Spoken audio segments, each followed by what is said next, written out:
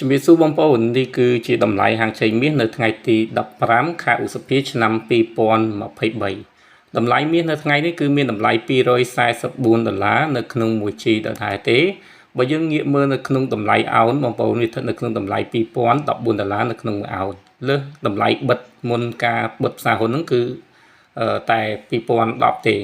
ហើយតម្លៃតម្លឹងនោះគឺ$2448នៅក្នុង1តម្លឹងអាចនិយាយបានថាមាសបានរក្សានៅលំនឹងរបស់វានៅក្នុងតម្លៃ$2000លើ$2000នេះបានខ្ជាប់ខ្ជួននៅក្នុងអាទិត្យទី1នៃការធ្លាក់ចុះរបស់វាបន្ទាប់ពីយើងឃើញនៅទិន្នន័យរបស់ដុល្លារមានការកើនឡើងមកវិញនៅក្នុងការវិភាគឆាតជារួមបងប្អូនគេទស្សន៍ទាយថាមាសនឹងឡើងបន្តទៀតនៅក្នុងសប្តាហ៍ហ្នឹងប៉ុន្តែតកតងជាមួយនឹងព័ត៌មានយើងអាចនិយាយថាការឡើងនៃតម្លៃមាសនោះវានឹងកើនឡើងប៉ុន្តែមិនមែននៅក្នុងពេលបច្ចុប្បន្នទេនៅក្នុងថ្ងៃសប្តាហ៍នេះផងដែរក៏មានរបាយការណ៍មួយសំខាន់ដែរគឺរបាយការណ៍ US Retail បន្តមកទៀតគឺជារឿងដោះស្រាយបំណុលនៅក្នុងកំឡុងពេលនេះមាសមានតែ sideways និងធ្លាក់ចុះសម្រាប់ខ្ញុំហើយចុះសម្រាប់បងប្អូនគិតថានៅក្នុងអាទិត្យនេះមាសនឹងបន្តដំណើរការធ្លាក់ចុះរបស់វាបន្តទៀតឬក៏បែបណាមុនទៅដល់ការពិចារណាខ្ញុំជូនព័ត៌មានទាក់ទងជាមួយនឹងទិន្នន័យមួយសម្រាប់បងប្អូន Welcome back. Data download time. As always, the economy will be a big topic heading into 2024. And like so many issues these days, how well it is doing depends on who you ask and whether they have a D or an R next to their name. So what is the current state of the U.S. economy? Well, the data presents a complicated picture that seems to be more about where people think the economy is going rather than where it is. Because if you just look at where it is, it's doing quite well. GDP growth. Look, it started gangbusters when Biden first came into office. This is the post-COVID surge that certainly quickly expanded economic growth. Then we had the inflation dip there. Now we're sitting at just over 1% growth, and it's really being slowed down, our economic growth, by the Federal Reserve to tame inflation. Let's take a look at the unemployment rate. This has been on steady decline since Biden took office. It's down to 3.4%. We still have a labor shortage in this country. Part of that has to do with our lack of compromise on immigration. By the way, this is being felt across the board on unemployment. African-American unemployment is also at an all-time low at 4.7%. And that gap between overall unemployment and black unemployment among the lowest of all time. Now,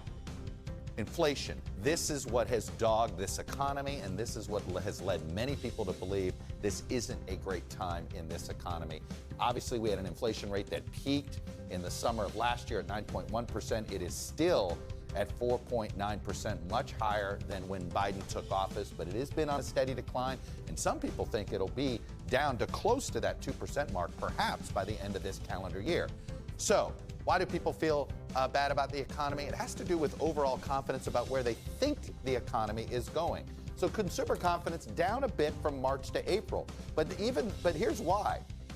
Consumer confidence went up from March to April sort of in the moment. People said, yeah, the economy is good right now. In fact, better this month than it was last month. But then you ask them, what's it going to look like in 6 months? And they still believe we are headed to a recession. Now, people have believed this now for over a year, and a recession hasn't come. So pessimism in many ways is what's making people think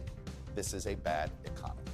ឥឡូវនេះយើងមកវិភាគទិន្នន័យ data ដែលគេនឹងវិភាគអនាគតនៃសេដ្ឋកិច្ចសហរដ្ឋអាមេរិកឆ្នាំ2024យើងឃើញថា GDP របស់សហរដ្ឋអាមេរិកនៅក្រោមការដឹកនាំរបស់លោក Joe Biden នេះគឺធ្លាក់តាំងពី 6.3% រហូតដល់ 1.1% ដែលជាកំណើនសេដ្ឋកិច្ចយឺតមែនទែនហើយបើយើងកលេចមើលទៅលើអត្រាការងារវិញគឺតាំងពី 6.3 រហូតធ្លាក់ដល់ 3.4% ក៏មិនជាស្រូវល្អដែរប៉ុន្តែបើយើងមើលកលេចមើលទៅលើ inflation នៅការចាប់ផ្ដើមដំបូងរបស់គាត់ហ្នឹងគឺ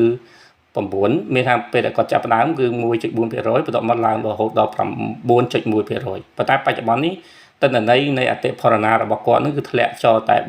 4.9% ទេអាចចំណុចហ្នឹងដែលយើងឃើញថាបច្ចុប្បន្នហ្នឹងការភ័យខ្លាចតទៅជាមួយនឹងការវិនិស្សកម្មសេដ្ឋកិច្ចនិងធនាគារហ្នឹងមានការចុះខ្សោយ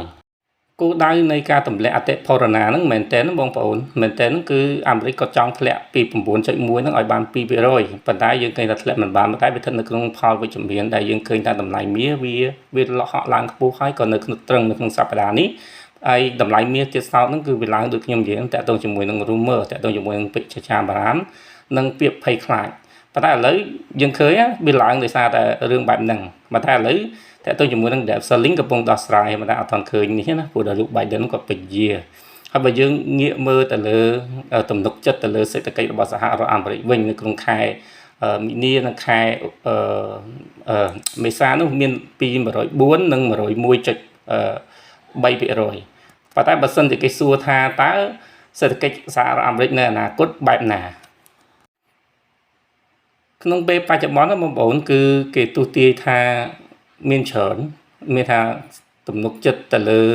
អតិជនទៅលើអីគឺមានច្រើនប៉ុន្តែបើសិនជាអនាគតគឺវាធ្លាក់ចុះមកវិញរឿងអនាគតយើងមិននិយាយយើងដឹងថាមានវាប្រកាសជាឡើងនៅអនាគតយើងនិយាយអំពីកត្តាផ្លូវចិត្តរបស់អ្នកប្រើប្រាស់នៅក្នុងពេលបច្ចុប្បន្នហ្នឹងណា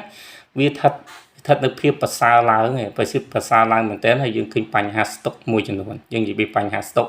ធនាគារក្រុមហ៊ុនtechnology គឺឡើងទាំងអស់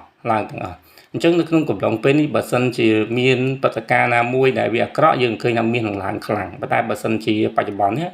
ខ្ញុំនិយាយថាមាសគឺស្ថិតនៅក្នុងដំណើរការមួយដែលវាគួរតែវារកឆក់ចុះនៅក្នុងស្ថានភាពបច្ចុប្បន្ននេះដែលមិនទាន់មានការប្រកាសអស់សាច់ប្រាក់មែនទែនមានការប្រកាសមានការពជាពេលនៃការសងប្រាក់ទៅគេទេអាហ្នឹងមាសនៅតែនេះអាកតា research សិនគឺវាកាត់ឡើងមកក្រោយសម្រាប់ខ្ញុំណាបើខ្ញុំនៅថាគួររងចាំតែចុះបងប្អូនកុំពឹងលើខ្ញុំព្រោះអ្នកខ្លះគាត់មានយោបល់ផ្សេងគ្នាហើយបើកលេចមើលឃើញតែលើអ្នកដែលវិភាគទិញដូរជួយមាសគេថាមាសឡើងសម្រាប់ខ្ញុំថាមាសមួយសប្តាហ៍នេះមានតែ sideways និងធ្លាក់ចុះអញ្ចឹងជារួមបងប្អូនអាចសម្រេចចិត្តហើយនឹងពិចារណាតាមព័ត៌មានដែលបងប្អូនអាចរកបន្ថែមបានសូមអរគុណសូមជម្រាបលា